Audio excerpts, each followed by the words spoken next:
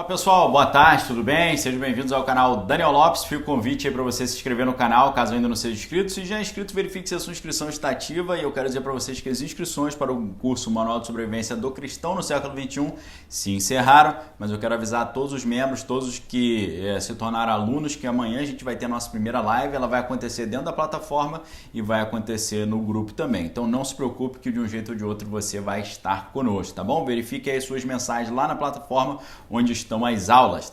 Então vamos lá, pessoal. A gente tem uma série de medidas no Brasil que precisam ser aprovadas, né? Aprovadas inclusive com urgência. E por que precisa ser aprovada? Precisa ser aprovada para o bem do Brasil, para o bem da nação brasileira, para que o Brasil possa prosperar, para que o Brasil possa crescer. E a gente pergunta por que isso não tem sido aprovado, né? Por quê? Claro que a gente sabe que tem uma má vontade, né? Tem gente que não quer ver prosperar, mas eu quero propor uma outra abordagem para vocês hoje. Vamos dar uma olhada primeiro no que tem aí de coisa legal para ser aprovado. Primeiro, tivemos o PLP 19/2019 da autonomia do Banco Central, já foi aprovado, esse aí já está fora dessa conta. Tem o PL 447/76/2020, que é a lei do gás, o famoso marco regulatório do gás. Temos também a PEC 45 de 2019 com a reforma tributária, né? Uma coisa maravilhosa, tem que fazer isso, inclusive vai atrair muitas empresas estrangeiras. Tem o PL 2646 de 2020 dos debêntures, que ele vai criar um novo instrumento financeiro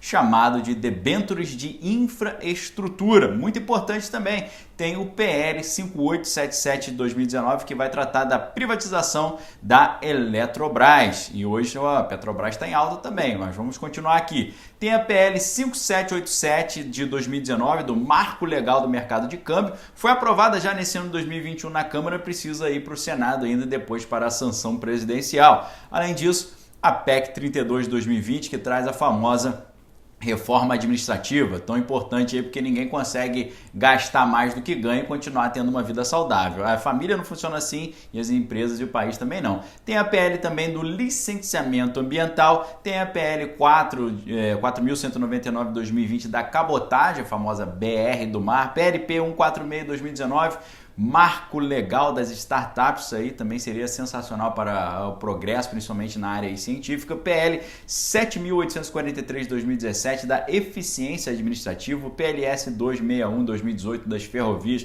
PLS 232 de 2016 da modernização do setor elétrico, a PEC 186 que trata da famosa PEC emergencial, tem a PEC dos fundos que é a 187 de 2019, a 188 de 2019 que é o famoso Pacto Federativo, que é esse que o ministro Paulo Guedes está preocupado, que ele quer aprovar logo essa aí, colocar para frente para poder garantir aí a continuidade, a prosperidade aí da nação brasileira e também dar o auxílio emergencial para aqueles que ainda necessitam. São medidas que já poderiam estar aprovadas há 2 anos.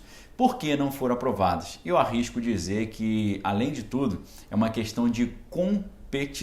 A gente pode olhar, porque o presidente da Câmara não quis, porque o Congresso é ruim, porque o pessoal é ruim de jogo, porque a oposição faz obstrução, mas além disso, é uma questão de competição. O Brasil vencer hoje determina a vitória de um grupo e a derrota de outro grupo. Assim como nós vimos recentemente lá nos Estados Unidos, no mercado financeiro, né, tem pessoas que apostam na derrota do outro, né, e lucram com isso, apostando que uma empresa vai quebrar, vai falir e tal. Aquela ideia do short, né, o short squeeze que a gente viu lá. É mais ou menos o que a gente está vendo no Brasil hoje. E quando a gente olha essa ideia, essa situação toda pela ótica da competição, a gente tem assim, abordagens bem interessantes. Me lembro muito daquela ideia, né, da teoria dos jogos que ficou celebrizada no filme lá que conta a história do John Forbes Nash, né? Um filme muito interessante ali com a presença do Russell Crowe, né? O nome, Uma Mente Brilhante, o nome do filme, né? Que conta a história de John Forbes Nash e mostra ali que a teoria dos jogos mostra que às vezes, em vez de você simplesmente competir e olhar o seu opositor como adversário, você, em vez de você olhar como adversário, interagir junto com eles, às vezes o resultado é muito mais positivo. E a teoria dos jogos ela já mostrou isso há muito tempo, né? É uma área da matemática aplicada que vai estudar as situações estratégicas onde os jogadores escolhem diferentes ações na tentativa de melhorar o seu retorno. É usado em várias áreas, né? Então, quando a gente olha isso tudo que está acontecendo pela ótica da competição, a gente vai ver que muito em função disso porque as coisas não foram aprovadas ainda. Então, se a competição é um fato fundamental, se nós olharmos isso como competição, talvez a gente consiga montar uma estratégia vencedora, né? Lembrando que competir é um verbo, né? Que é um verbo antigo, ele tem uma origem no latim, ele é fruto da união de duas palavras, né? Que é com, que significa junto, né?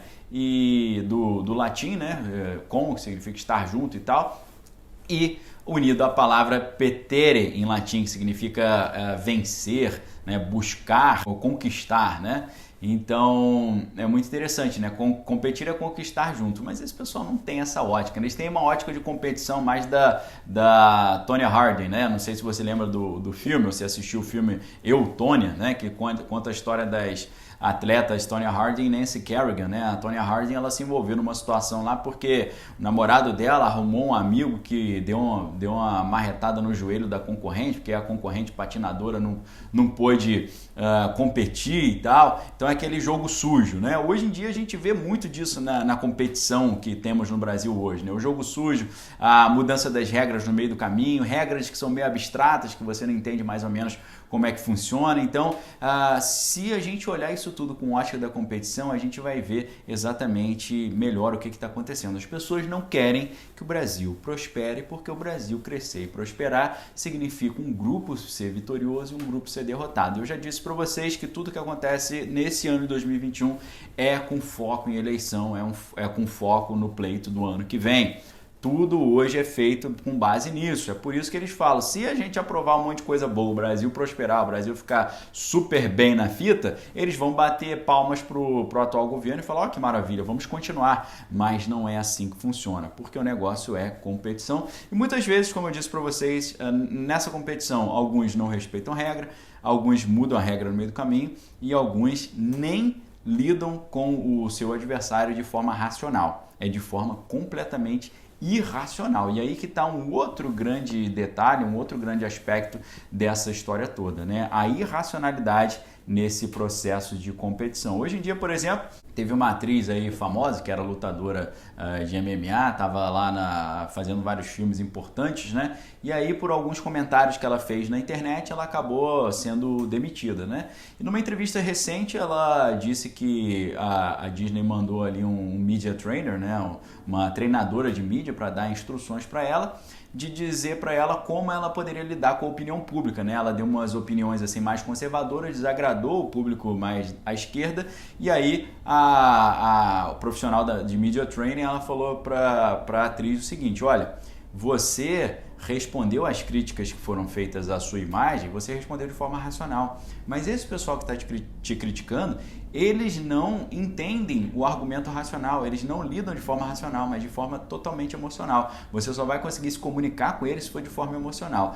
A argumentação de forma racional é vista por eles como ofensa, então não tem conversa dessa forma, né? Parece que é até você falar, quer dizer então que a gente está lidando com pessoas histéricas? Exatamente. Nesse momento, a gente lembra, por exemplo, do livro Ponerologia, do Andrew Lobachevsky, né, que é um psiquiatra polonês, e é um livro extremamente interessante porque ele vai tratar exatamente disso, de como dentro do contrato social ou dos jogos públicos, né, lembrando do famoso livro do Johann Huizinga, né, que trata da Homo Ludens, né, o homem como um jogador, ele vai tratar sobre isso, né, que tudo na vida do ser humano, nas interações sociais, é um jogo, né? Claro que a gente já tinha o Ludwig Wittgenstein, que já nas suas investigações filosóficas já tinha falado que a linguagem ela funciona com espécies de jogos, né? O homem usa a linguagem para entrar em interação com outros homens dentro de regras de jogos de linguagem, cada situação tem um tipo de jogo de linguagem.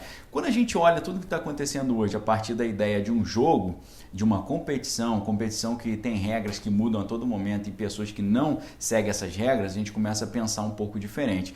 No prefácio do livro, do Ponerologia, poneros em grego é o mal, né? Ponerologia seria o estudo da maldade dentro do universo da política, né? Em inglês o título é Political Ponerology, em português ficou Ponerologia, os psicopatas no poder.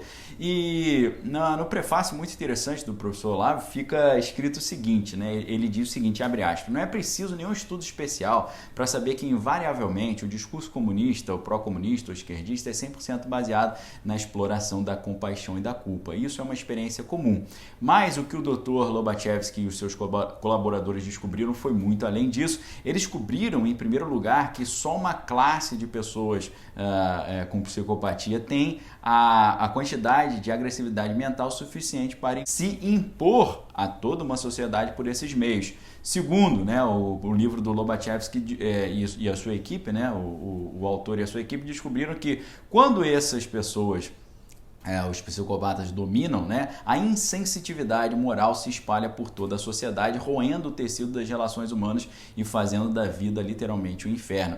Terceiro, também descobriram que isso acontece não porque essa postura que denota a psicopatia seja contagiosa, mas porque aquelas mentes menos ativas, meio às tontas, vão se adaptando às novas regras e valores, se tornam presas de uma sintomatologia claramente histérica ou histerioforme.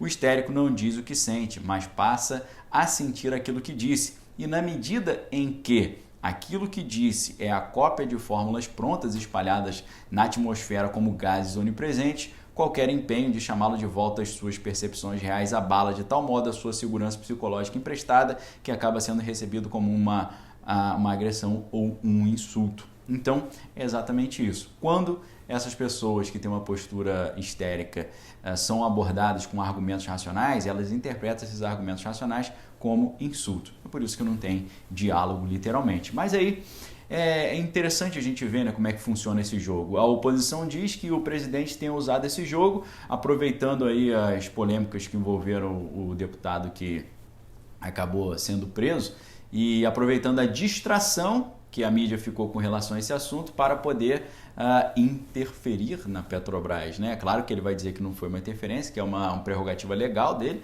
mas eles estão dizendo que ele está abandonando a proposta liberal original de não interferência, né? Está interferindo. Então, segundo a oposição, o presidente está usando esse jogo de distração e de diversionismo para aproveitar situações assim de grande atenção para poder fazer algumas coisas. Mas eu penso, o que será que o outro lado está fazendo dentro desse jogo? Como é que estão essas regras? Como é que esse jogo está sendo jogado? Quem está jogando melhor, quem está jogando pior? Por que será que eles não querem que o Brasil vença? Porque o Brasil vencendo, favorece quem? A situação, favorece o governo. Será que é por isso? Parece que sim. Então, talvez se a gente olhar essa história toda a partir da ótica dos jogos, da teoria dos jogos, talvez a gente consiga entender um pouco melhor essa irracionalidade que vemos no dia a dia brasileiro. Tá bom, pessoal? Fica o convite aí para você se inscrever no canal, caso ainda não seja inscrito. Se já é inscrito, verifique se a sua inscrição está ativa. Se gostar do vídeo, não esqueça de dar o seu like e também fica aí a sugestão para você se tornar membro. Os links estão aqui embaixo. Também todos os livros, matérias e filmes que eu citei, os links também aqui embaixo no primeiro comentário fixado. Um abraço para vocês, fique com Deus e também todas as coisas a gente tem que é bom. Valeu!